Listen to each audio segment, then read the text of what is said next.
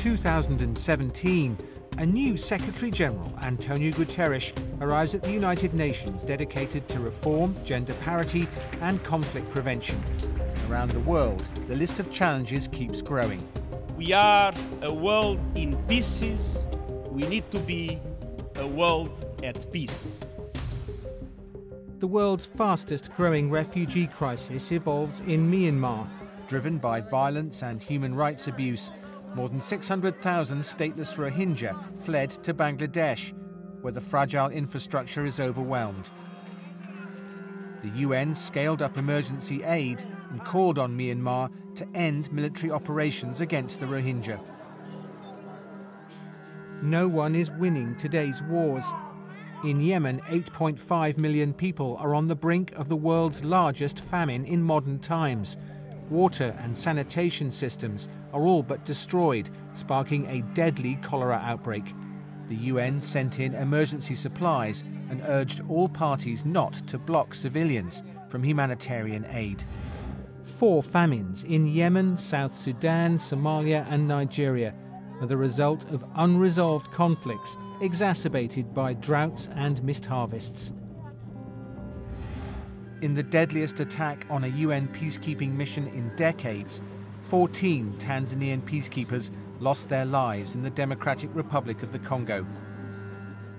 It is another indication of the enormous sacrifices made by troop-contributing countries in the service of global peace.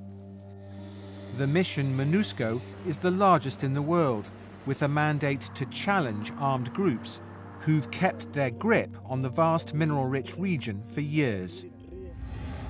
Another protracted war, Syria. 6 years of conflict have left 250,000 people dead and 5 million displaced. Some people returned to liberated Aleppo, while in besieged eastern Ghouta, thousands of people received food and medicine from a UN aid convoy. Fighting continued in other places, including chemical weapons attacks. Temporary ceasefires were brokered, and the UN Special Envoy for Syria is working tirelessly to bring the parties to the negotiating table and for an end to the war.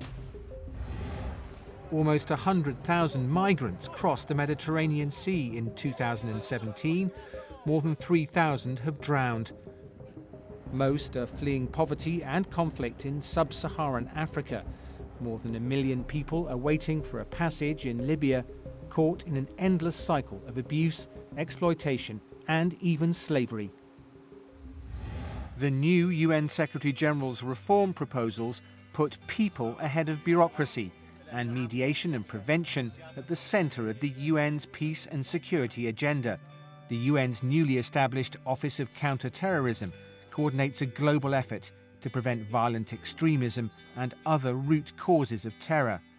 And the UN also launched strategies to end sexual exploitation and committed to achieve gender parity. Around the world, 130 million girls are still not going to school.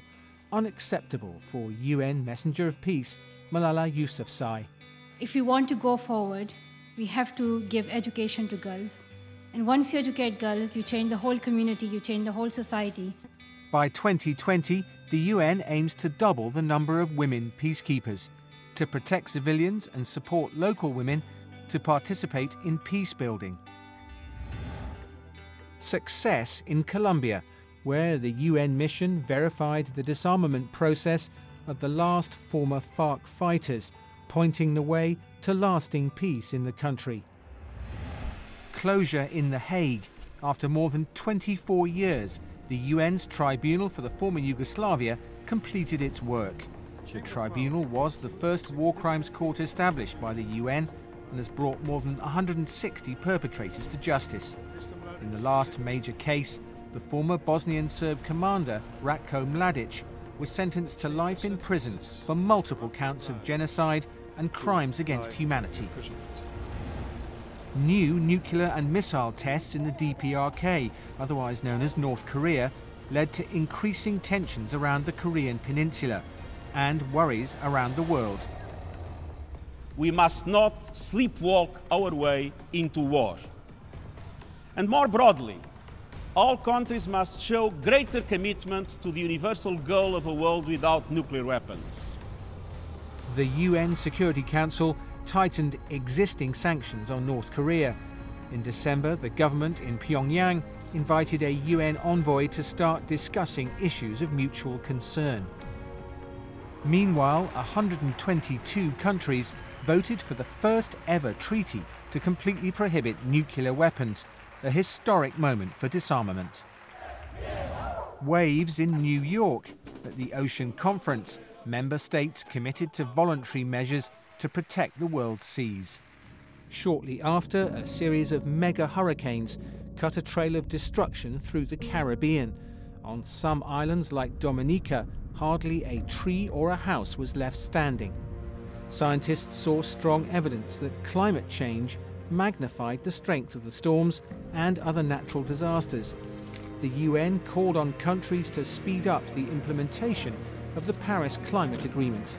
Speeches and tasks will not solve the problem, but walk the talk is more effective.